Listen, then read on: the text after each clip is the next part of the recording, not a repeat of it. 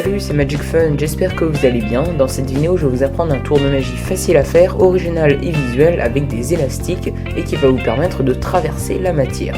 Allez, je vous en dis pas plus, c'est parti. Vous saviez que mes mains c'était pas des vrais? En fait, j'ai pas des vraies mains, j'ai pas des vrais doigts, ces mains-là je les ai achetées sur Amazon, hein. C'est juste une illusion. Vous avez l'impression qu'ici je touche quelque chose de concret, de réel, de matériel quoi. Sauf que pas du tout, c'est juste une illusion. Je vous l'ai jamais dit, on peut très bien traverser mes doigts. Regardez, je vais vous prouver ça avec un élastique. Je prends un élastique que je place autour de mon index et de mon majeur, comme ceci, il y est vraiment un. Je prends l'élastique, je le mets bien autour de mon index et de mon majeur, et donc il suffit de compter jusqu'à 3 pour que l'élastique traverse mon index et mon majeur pour arriver sur mon annulaire et mon auriculaire. Vous ne croyez pas? Bah, regardez bien, 1, 2, 3. Et là, instantanément, l'élastique traverse mon index et mon majeur pour arriver sur mon annulaire et mon auriculaire. Alors là, je sens que vous êtes un peu sceptique, donc je vais vous le refaire une deuxième fois. Je mets bien l'élastique autour de mon index et de mon majeur, et là je fais 1, 2, 3. Et instantanément, l'élastique traverse mes deux premiers doigts pour arriver sur les deux derniers. Alors là, vous allez vous dire, oui, mais c'est pas vrai, il y a un trucage, il y a une manipulation, c'est pas possible. Je vais vous prouver tout le contraire. Je vais prendre ici un deuxième élastique d'une couleur différente pour qu'on puisse le différencier avec le premier. Et maintenant, je vais tenter quelque chose d'absolument incroyable. Je vais tenter d'intervertir les positions des deux élastiques. C'est-à-dire que l'élastique bleu va passer autour de mon annulaire et de mon auriculaire, et l'élastique vert va passer autour de mon majeur et de mon index, ce qui est actuellement l'inverse. Je vais maintenant prendre bien les deux élastiques, replier mes doigts, comme ça on voit mieux.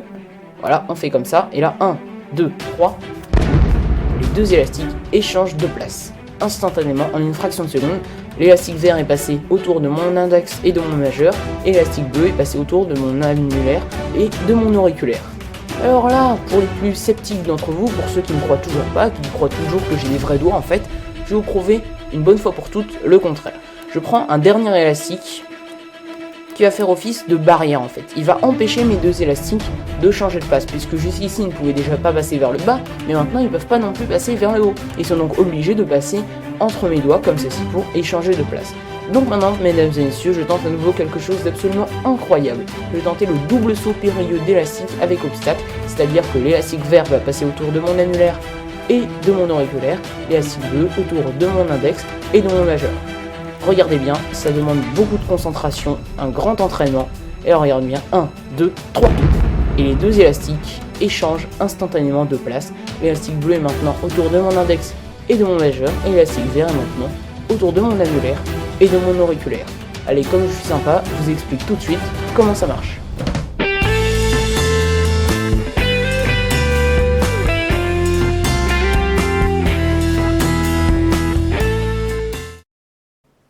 Ce tour est super parce qu'il est impromptu, original, visuel, facile à faire, et en plus vous aurez juste besoin de 3 élastiques pour faire ce tour. Vous pouvez les garder dans votre poche et vraiment faire le tour n'importe quand et n'importe où. Et puis avouez quand même que l'effet n'est pas trop mal, hein. Des élastiques qui traversent vos doigts, on voit pas ça tous les jours.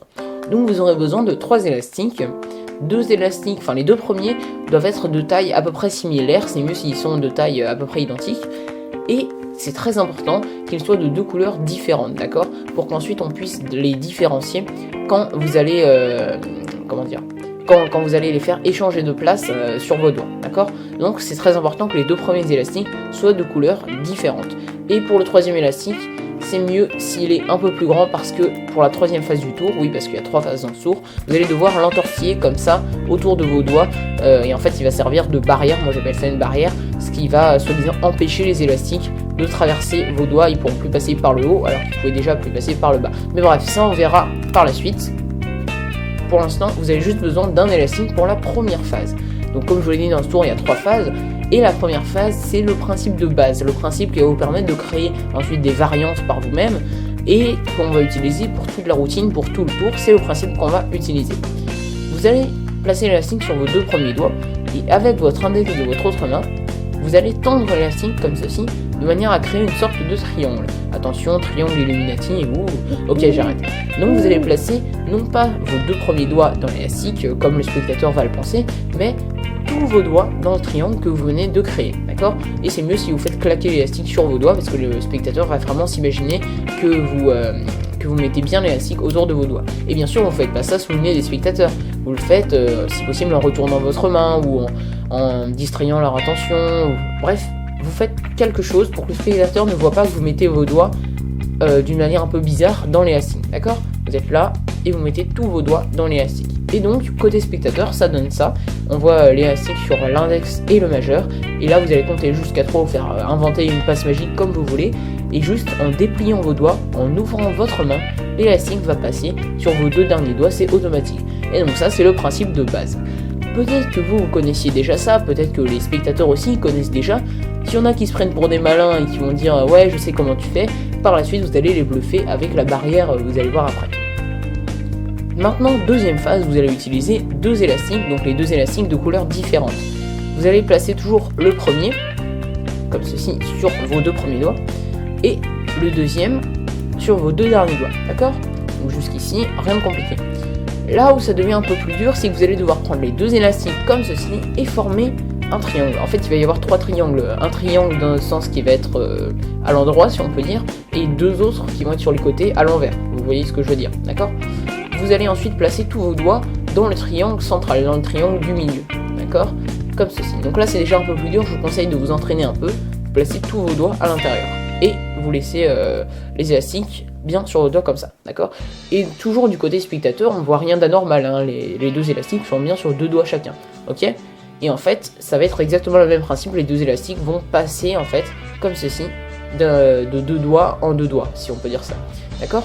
Et vous faites pareil, 1, 2, 3, vous tendez vos doigts, vous dépliez vos doigts, vous ouvrez votre main, quoi. Et voilà, les 2 élastiques échangent de place. Ok? Je vous remontre une fois cette manipulation parce qu'elle est un peu plus dure. Vous prenez les 2 élastiques, vous formez un triangle central au milieu, vous mettez tous vos doigts à l'intérieur, et au bout de 1, 2, 3, vous tendez vos doigts, et là, les 2 élastiques échangent de place. C'est normal s'ils montent un peu par rapport à leur position initiale. Et maintenant, troisième et dernière phase, la plus impressionnante, c'est la phase avec la barrière. Moi j'appelle ça une barrière.